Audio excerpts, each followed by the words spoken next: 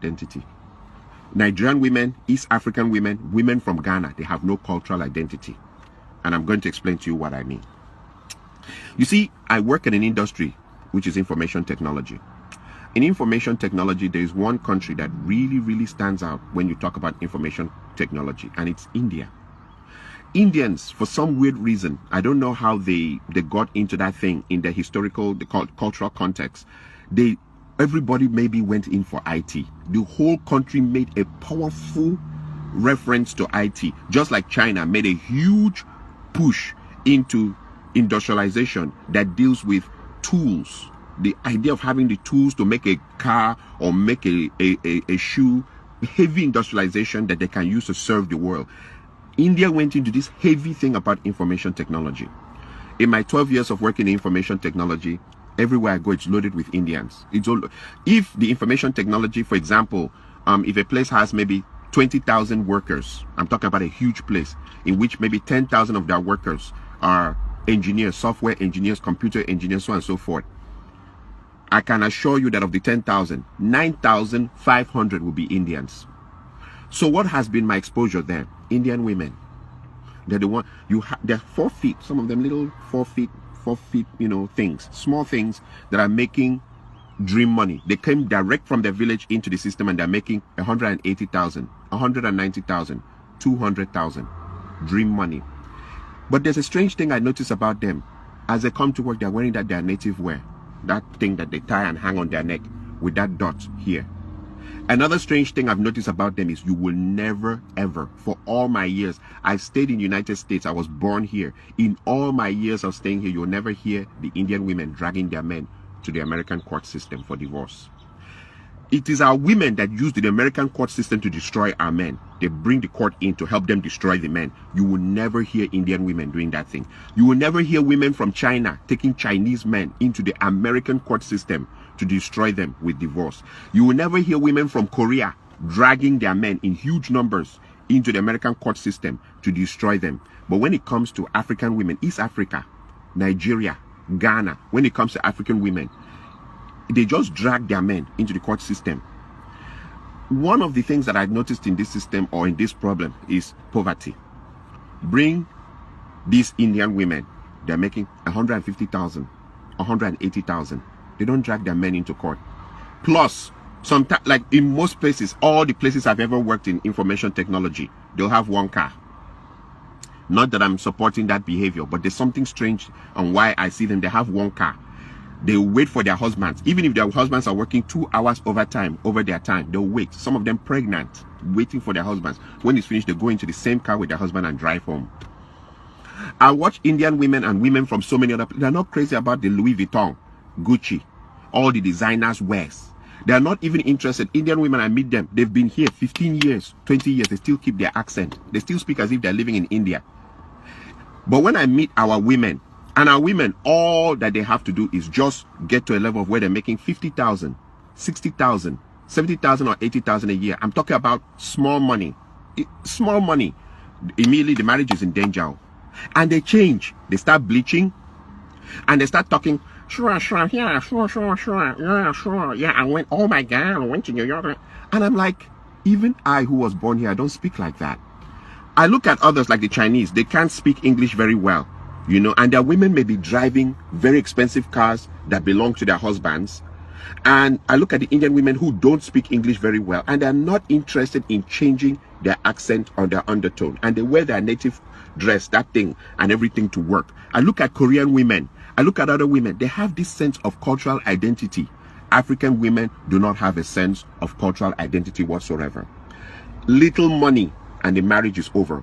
One thing I've discovered, a common trend, once the women make, they go, nurse, 80,000 is all they need to make.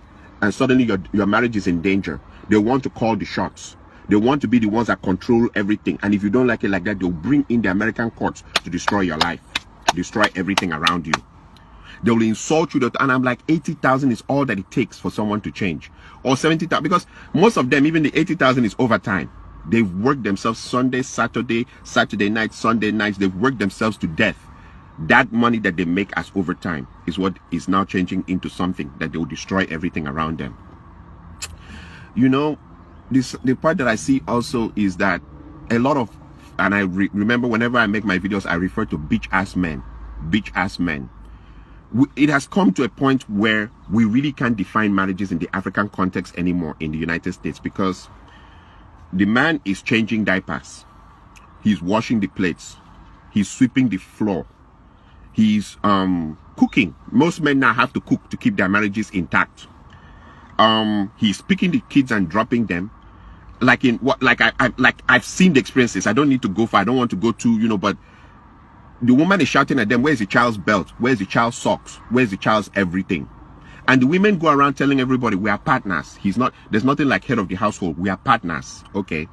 So the men are doing everything in the women's role and also doing everything in their role, and they also keep their jobs. And that is supposed to be the perfect. If you don't do like that, they'll call American court on you.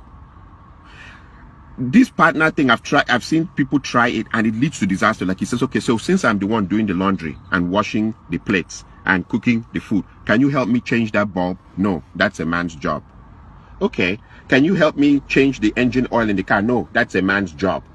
Okay, can you help me paint the other? No, it's a man's job. The women are quick to tell you what's a man's job, but you must do your job and do their job now, and do their job and keep your job also in the society, and come back and still, even there's no respect, you are supposed to be submissive, or the marriage ends on your head.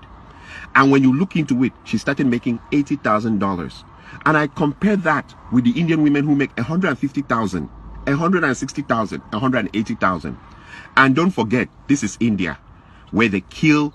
I mean, a woman just saying no to the husband, they start the honor killings. The men are not romantical, they're hardcore. They are very, very, they are very, very hardcore. The way they order their families about and their women about. They are not romantic. They are not taking their women to Dubai. They are not buying Louis Vuitton and expensive perfumes and undies for their women. They are not doing any of that. And when they come to work, they're smelling of turmeric and all those things that they put in their food. Their men don't spray. I mean, some of them, they come and I see the same jeans, the same shirt for years.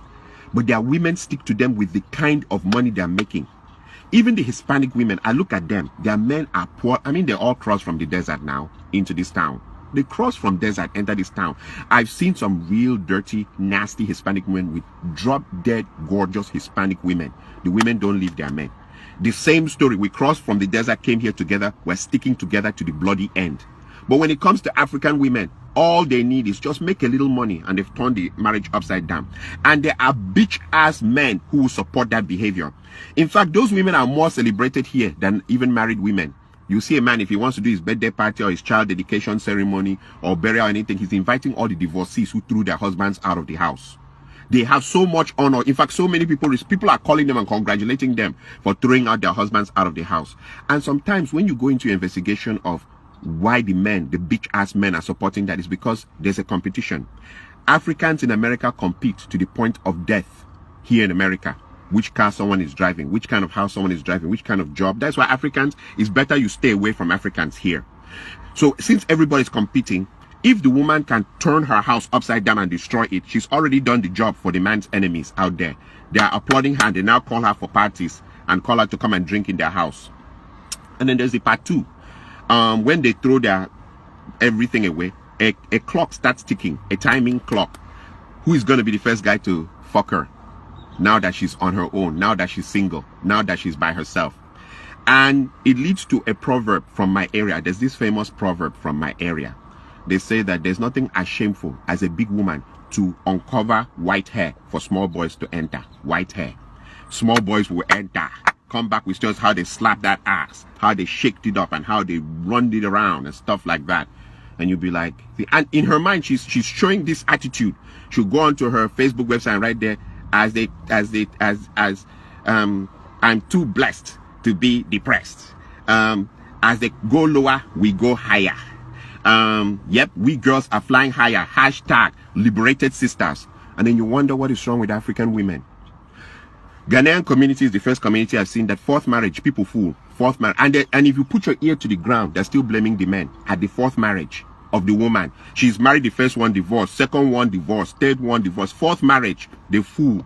They drink, they chop chicken, everything, and they're talking about how all the other three men, there's something wrong with them. that they were animals, that they were this and that. And you wonder, is it always the men that is the problem? Same with the East African women. They will divorce, 3 divorces, 4.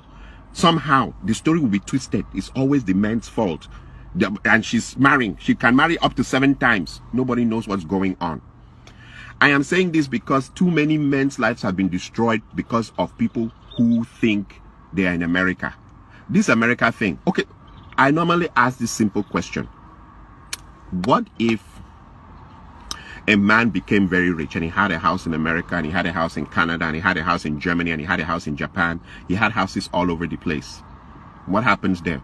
Is it going to be that as you bring a Nigerian or a Ghanaian or an East African woman to your house in America, she acts American?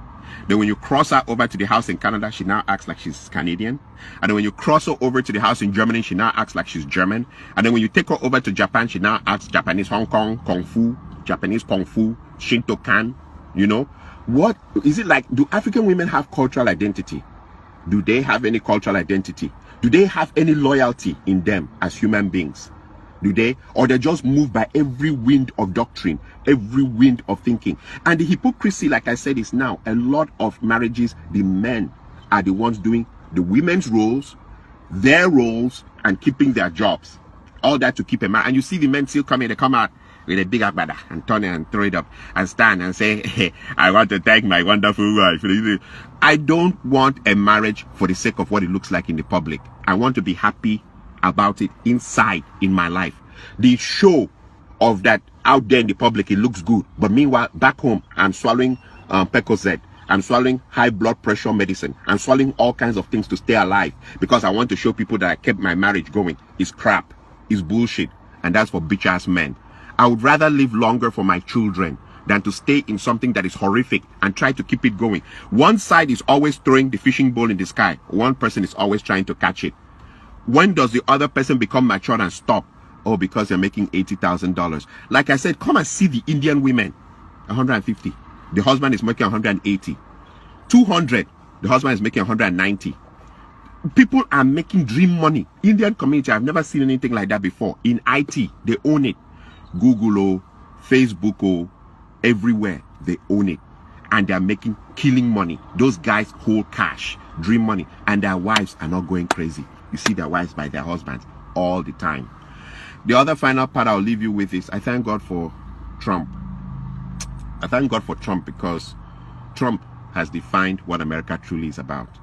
When you come to a situation where a man, he's speaking on behalf of millions of people, talking about how he sees things, how he understands things from these millions of people who voted him in, you will understand that for you to come to this country and destroy your life, you're the most stupid person on earth. Trump make it clear that if you're a minority, we don't count you among people. And these are the owners of the land talking about that. If you're a minority, we don't count you. And you see other minorities, like I said, the Indians, the Koreans, the Chinese, other minorities, it's like they intrinsically know this is not their land. So when they come here, they hold themselves. It's not something you need to break your family apart over. It's not something you need to go crazy about. And you're 40 years old and you're now wearing mini and going back to the club. Nobody goes crazy except African women, Ghanaian, Nigerian, East African. They go crazy. They go crazy. And I'm glad Trump has told them it doesn't matter how you do. Sure. Oh yeah, that we still don't count you as part of us. We don't. We know where you're from. And that it doesn't matter how much money you make here, is because we let you stay here. And I'm glad that he has pointed it out and cleared it out and activated it so that when you now take your husband or take your wife into that system that doesn't regard you as something and